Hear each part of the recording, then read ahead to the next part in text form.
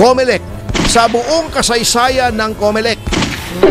Alam mo, ito yata ang pinaka-politicized at saka pinaka-namemersonal na COMELEC sa buong kasaysayan ng COMELEC. Mga abogado naman dyan, ewan ko ba? Oo, kung anong naiisip. Ginagawa nila yung posisyon nila para makabawi, kakitiran ng utak yan eh. Oo. Kaya nga talagang hindi dapat na hinilalagay dyan yung merong mga political or professional baggage. Hindi ko maintindihan kung bakit arbitrarily nagsususpindi sila ng proklamasyon kay Atty. Respicio, yung tumatakbong Vice Mayor. Si Atty. Sia sa Pasig, party list, inipit nila. Ito nakakatawa eh. Oh, yung si Herrera, Bernadette Herrera. Opo. Eto, sinuspend yung Duterte Youth Party List dahil daw may serious allegations na inihain noong 2019.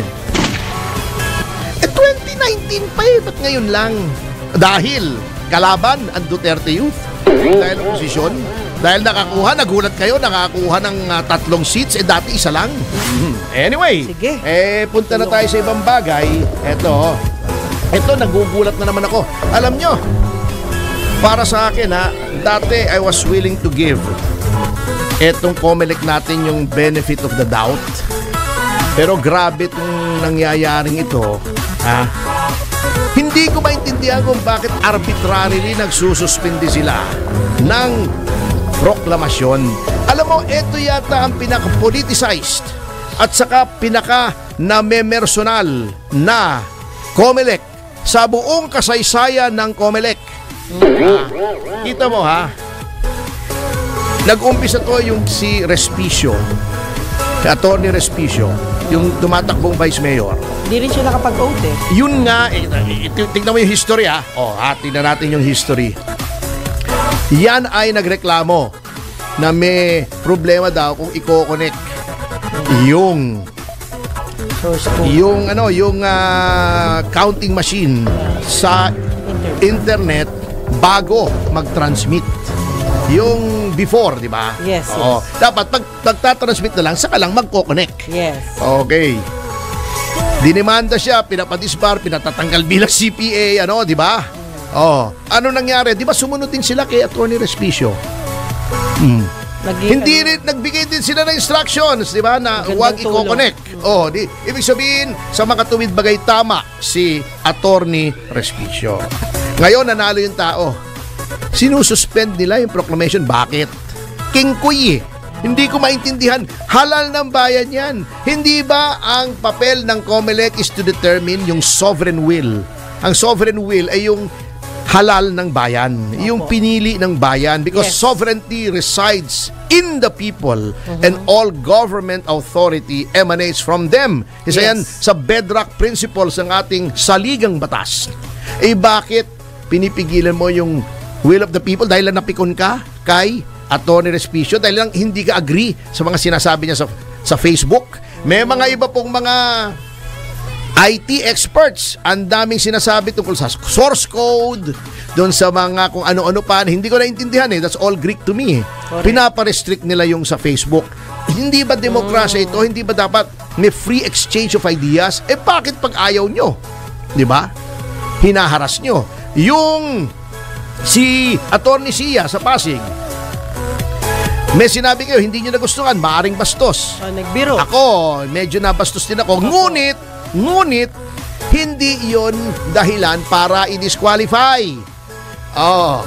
Kengkoy arbitrary, hindi nga malaman kung anong pumapasok sa isip nitong si Chairman Garcia. Ngayon naman, may 2 party list. Inipit nila. Ito nakakatawa Etong 2 to ay mga ine-expose itong anomalya tungkol sa mga Communist Front organizations at yung mga anomalya, di ba, yung si Herrera, Bernadette Herrera.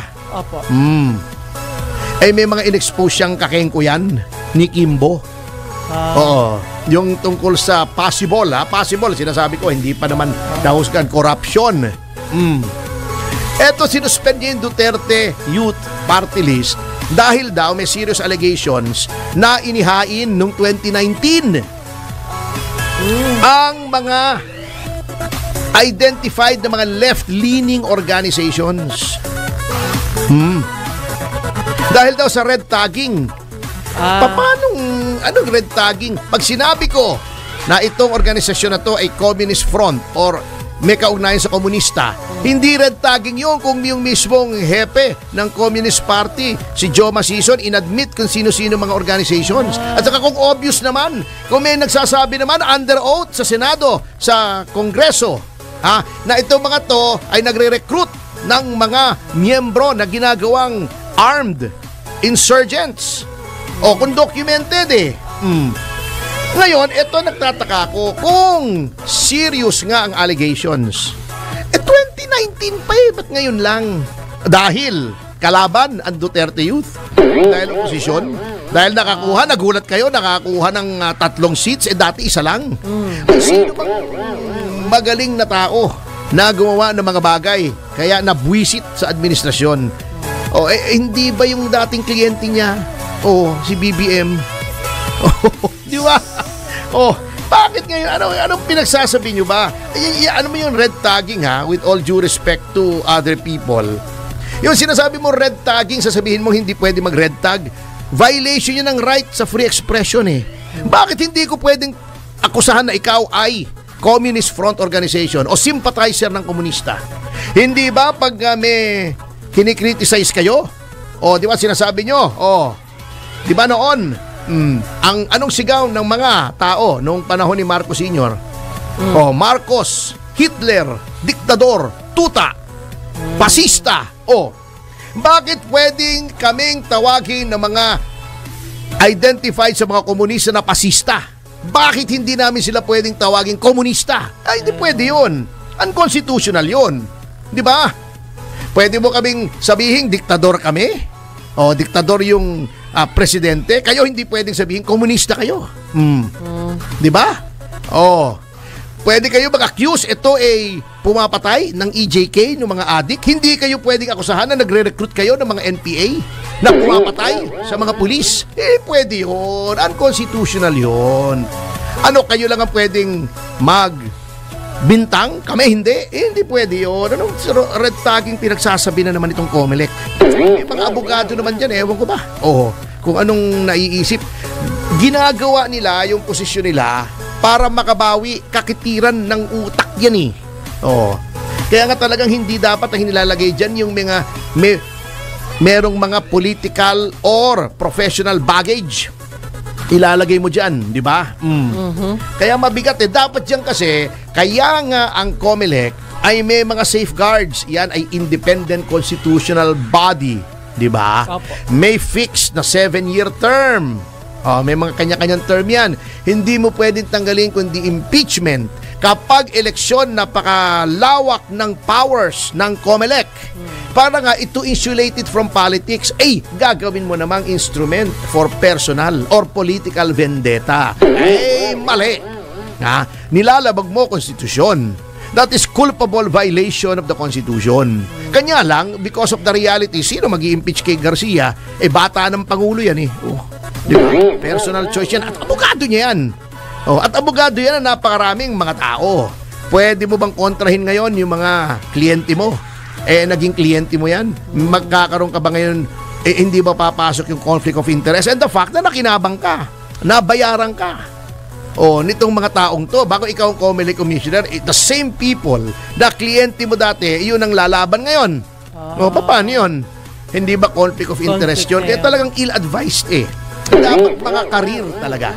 Yung mga nag-rise from the ranks. Kaya lang, of course, anong aasahan mo sa isang administrasyon na hindi talaga sumusunod sa batas, kahit yung kataas-taasang batas. God. Di ba? Nakakatakot Sinabi ng hindi pwedeng arestuhin without any warrant sa konstitusyon, ginawa pa kay Duterte.